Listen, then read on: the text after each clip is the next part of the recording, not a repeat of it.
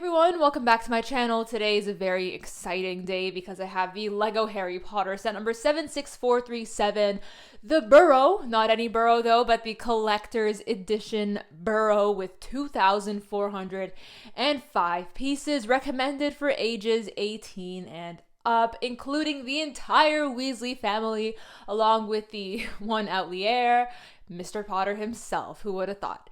Anyway, in this video, I'll be reviewing this set and sharing with you guys all the details that it has to offer. And of course, we mustn't forget about the inclusion of Errol the Owl. I'm very excited to review this set for you guys here today. So without further ado, let's get into it. And of course, thank you so much to LEGO through the LEGO Ambassador Network for sending me this set early for review. All opinions expressed in this video are fully my own. First up, we have a look at all the minifigures from left to right. We have the most boring basic minifigure to the coolest minifigure, starting off with Harry Potter there. I mean, technically the torso there is unique, so that's pretty nice to see, but again, it's Potter, so I honestly couldn't care less. And then we have Ronald Weasley there with another unique torso. I like the design of that, and I think it's pretty cool. Moving along, we have Ginny Weasley in her robes there, her pajamas, which is a very movie-accurate minifigure. When I saw this minifigure, my mind immediately flashed to the version of Ginny that actually wore those robes in the movies, because the robes were so familiar and accurate. So that's very well done. Moving on, we have Fred and George Weasley, and I don't hate the Weasley twins. I just think their outfits are kind of basic. I would have liked to see some leg printing, you know, with some jean pockets or something. Moving on, we have Percy Weasley, and I hate Percy Weasley. I just hate him as a character, and he has his pajamas on, so yeah, what a lazy guy. I would have expected him to be a lot more preppy and tidy, especially because he's a prefect. So Prefect Percy isn't so perfect after all. Then we have a look at Arthur Weasley here, the father of the Weasleys, and I think he looks pretty awesome with his wizard hat there and the very well done torso. I think it suits him quite nicely, and it's a nice addition to the set. And then we have a look at Charlie Weasley here. Again, it's the first time that we ever received a Charlie Weasley. He has a little dragon egg there because, of course, he is a dragon tamer. And then we have Bill Weasley here with his dark, mysterious torso and leg piece that I think suit him quite nicely. Again, we don't know too much about Charlie and Bill, but we know that they're Weasleys. Red hair, hand-me-down robes. Who would have thought? Moving on, we have Molly Weasley, which I think is the best minifigure in this entire set, which is quite ironic to say because I am a Bellatrix fan all the way, but I appreciate a good minifigure when I see one. She has some extremely nice arm printing there, the torso printing, the leg printing. The design of this minifigure is stellar, and notice one thing. Out of the entire Weasley family and Potter himself, she's the only minifigure here that has leg printing. We have some severe Molly favoritism on behalf of whomever decided to design these minifigures. Now that we have the minifigures out of the way, let's move on to taking a look at the set itself. This set is very grand. It is 46 centimeters tall and 23 centimeters wide. Right off the bat from the outside, we have a very nice exterior design with a little pig pen there, the tub and the various flowers and foliage and stuff like that, which I think looks really cute. And of course, the little mushrooms, the ladybug, and all of those cute little nature references. So moving upwards, we have a little miniature roof, which is connected to the first floor of the burrow from the outside. And we also have this red, brown, and dark orange color scheme, which I think works very, very well together. One thing that I don't like though is how we have these blue windows. Well, I guess the blue kind of adds a little bit more of a color pop to the set. Now moving along, in the center portion of the burrow, it's slightly crooked, which is perfectly accurate to how the burrow is in the movies. I think it's pretty awesome, and it's very, very sturdy. So let's do a little shake test. Yeah, that's what I thought. It's very sturdy. And we also have a hinge just keeping it in place. And again, some more of the blues for the windows amongst the whites, and turning it again on the side. We have some triangular window motion going on there. And of course, Errol the Owl, which is awesome. And Errol has a letter there. I'm going to assume it's a howler because Ronald is always getting in trouble. So yeah. And along the very back, we have turquoise again. And at the side there, we have some more texture going on with the tiles poking through and also the plate pieces also poking through, which I think just adds some more dimension to the set itself. And moving upwards, we have some more of the whites and the turquoises once again. and a golden chicken. I think it's like a little decoration there, again, depicting that this is a farmhouse that's been made out of random pieces of material. You know, it's just the Weasley vibe, right? Hand-me-down wood.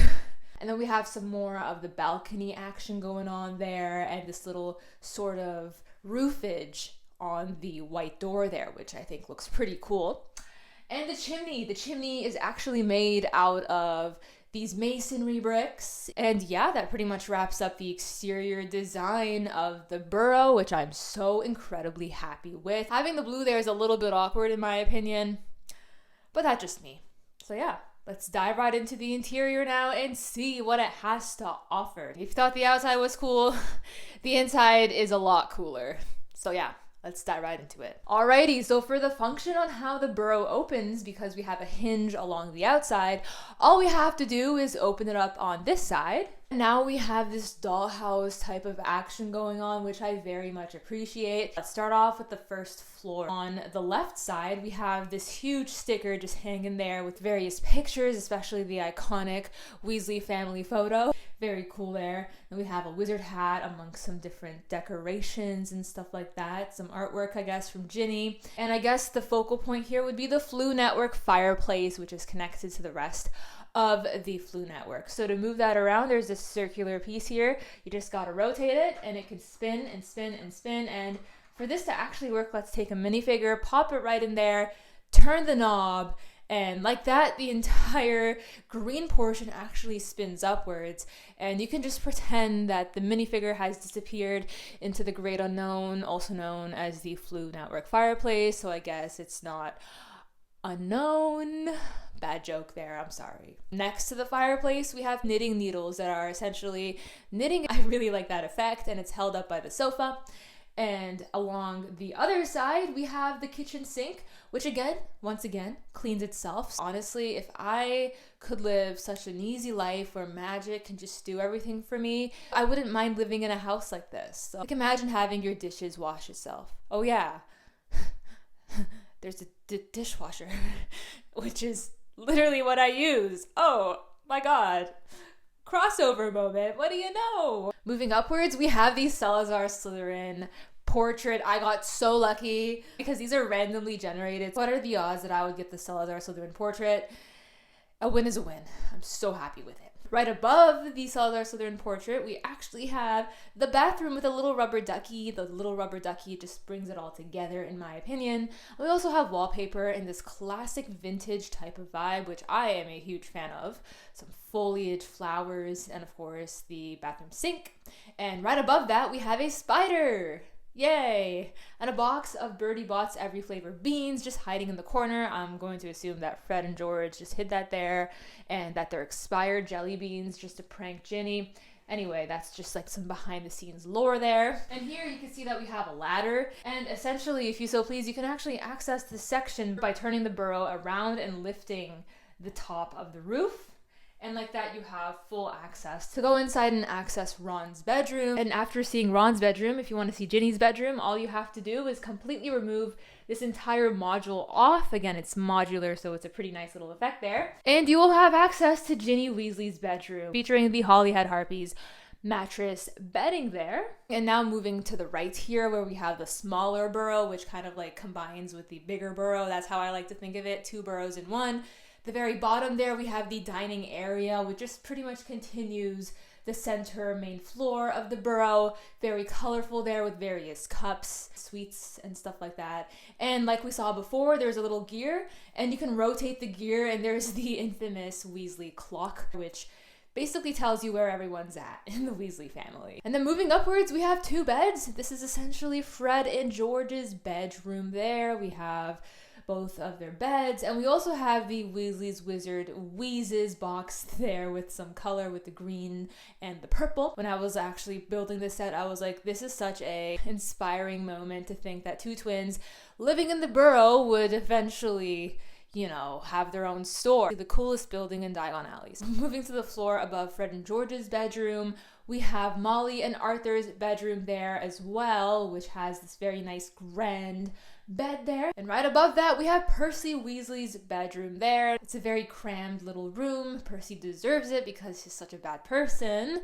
And moving right above that, we have a little balcony and again, some more of the woody effect used there with the reddish brown amongst the gray roofing. I think it ties itself together so incredibly well, and I think it's a very nice, stellar D2C model. It's really obvious it's a D2C Burrow, and it shines all the way through, and I'm so excited to have it in my collection. Again, stay tuned for the comparison coming out very, very soon to my channel. Well, guys, that pretty much brings a wrap to the video. Let me know in the comments down below your thoughts on this set right here, and if you plan on picking it up on release day.